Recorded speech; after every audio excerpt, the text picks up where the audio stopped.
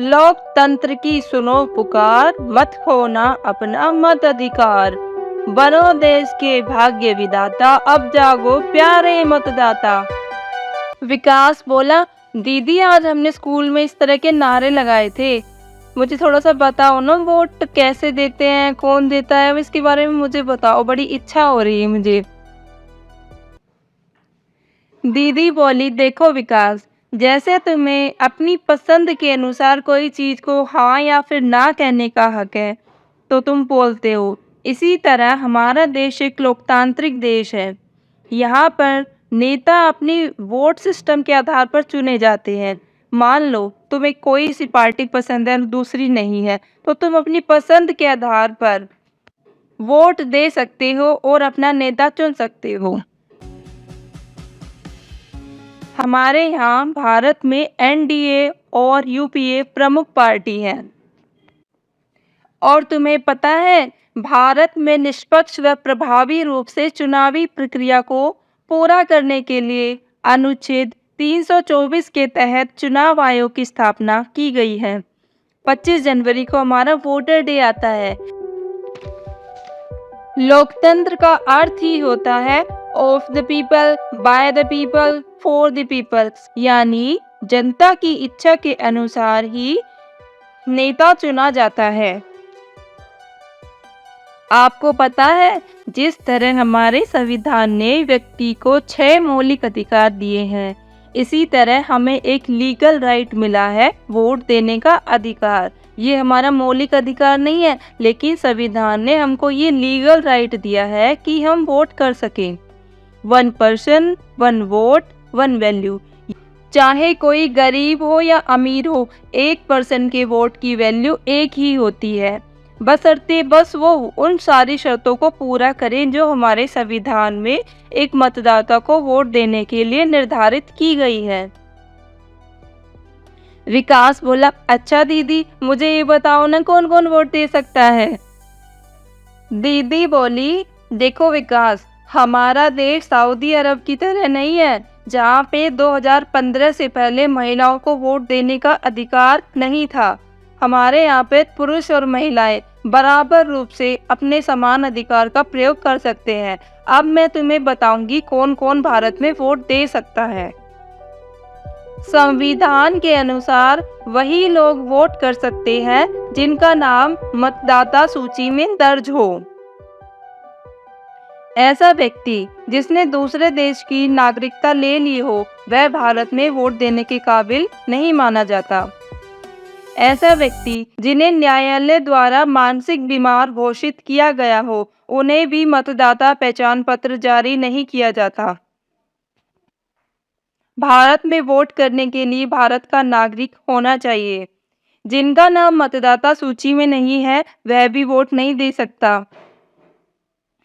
किसी व्यक्ति पर दोष साबित हो जाता है और सजा काट रहा है, वो व्यक्ति भी वोट नहीं दे सकता। संविधान के अनुसार वही लोग वोट कर सकते हैं जिनका नाम मतदाता सूची में दर्ज हो।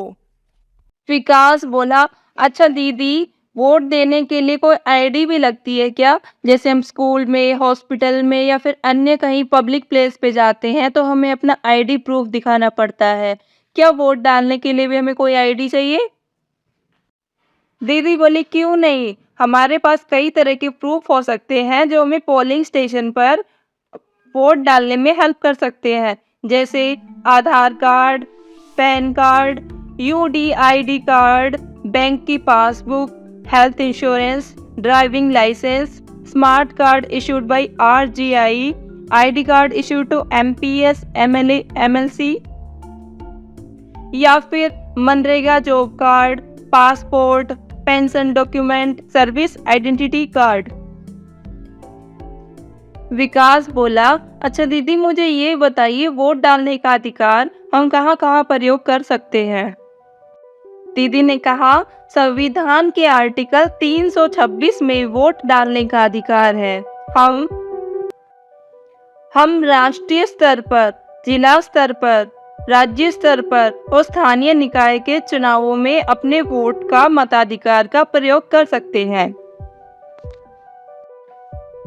विकास बोला, अच्छा दीदी, मैं सोच रहा था अगर किसी को कैंडिडेट पसंद नहीं आया तो उस क्या करेंगे?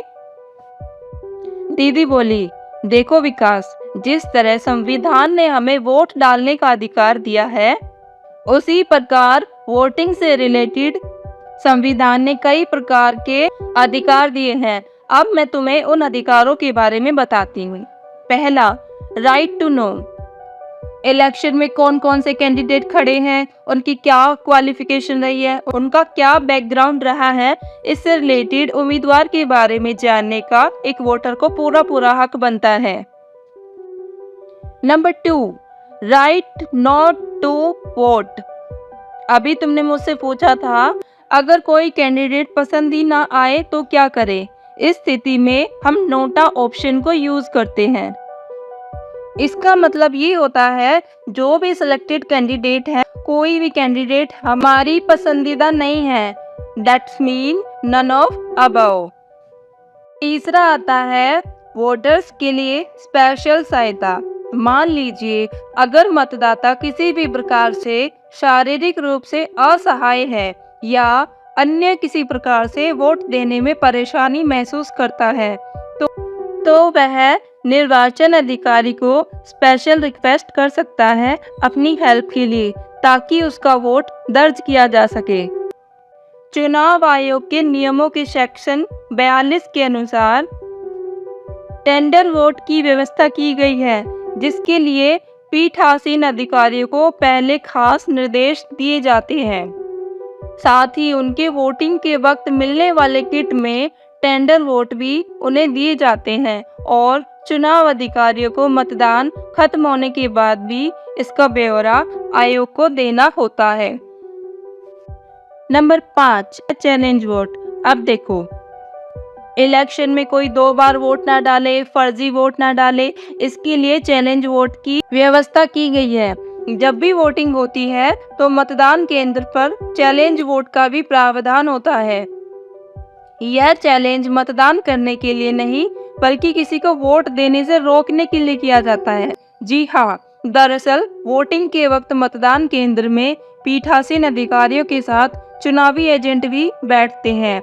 ये एजेंट मतदाता को पहचानने का काम करते हैं और पार्टियां या फिर उम्मीदवार अपनी ओर से उन्हें मतदान केंद्र में बैठाती है। ये चुनावी एजेंट ही इस चैलेंज वोट का इस्तेमाल करते हैं और इस चैलेंज वोट के लिए एक फीस भी देनी पड़ती है। दरअसल जब मतदाता वोट देने मतदान केंद्र पर जाता है और किसी चुनावी एजेंट को यह शक होता है कि यह गलत मतदाता है और फर्जी वोट दे रहा है, तो इस स्थिति में चैलेंज वोट का इस्तेमाल किया जाता है। इस स्थिति में पोलिंग एजेंट पीठासीन अधिकारी के समक्ष चैलेंज वोट करता है और साथ में 2 रुपए की फीस देता है।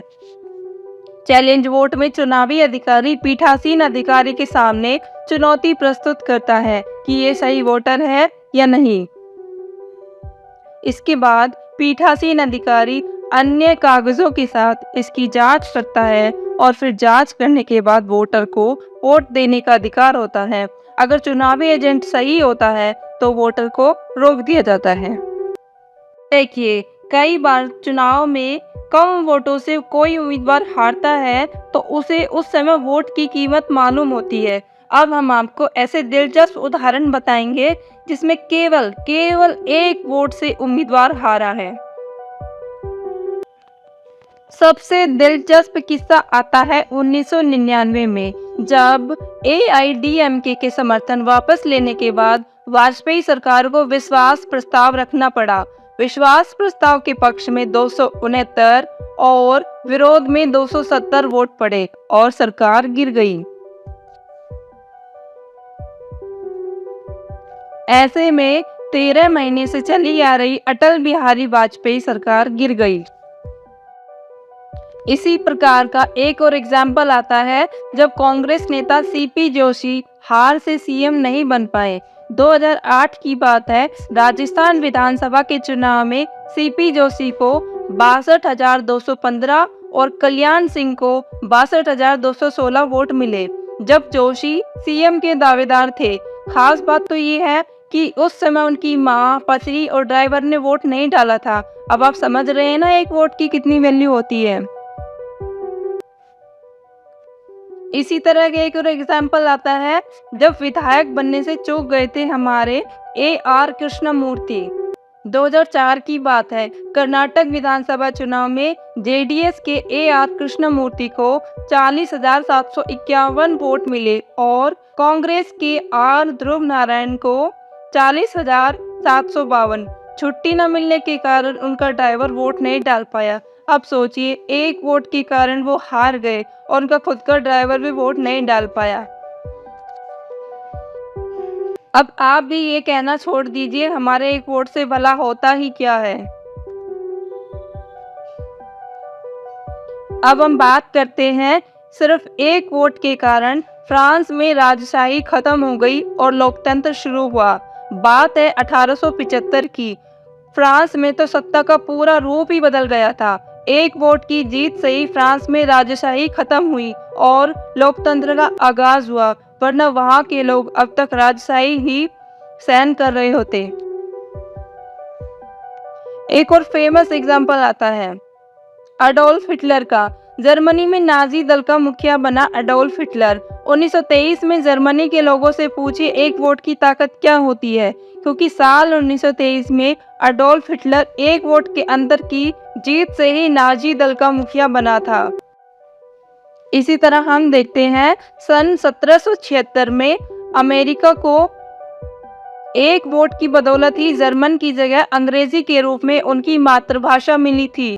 यहाँ पर 1910 में रिपब्लिक उम्मीदवार एक वोट से हार गया था और पार्टी मानो जैसे शोक में डूब गई हो।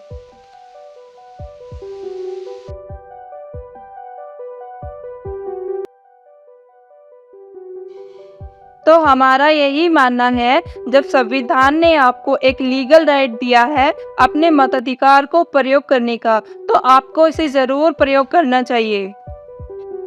और यदि आपको कोई कैंडिडेट पसंद नहीं आता है तो आप नोटा के बटन पर भी क्लिक कर सकते हैं। इसका अर्थ ये हुआ, मैं वोट तो देना चाहता हूँ, मैंने अपने मत का प्रयोग किया है, लेकिन जो भी कैंडिडेट है वो मुझे पसंद नहीं आए।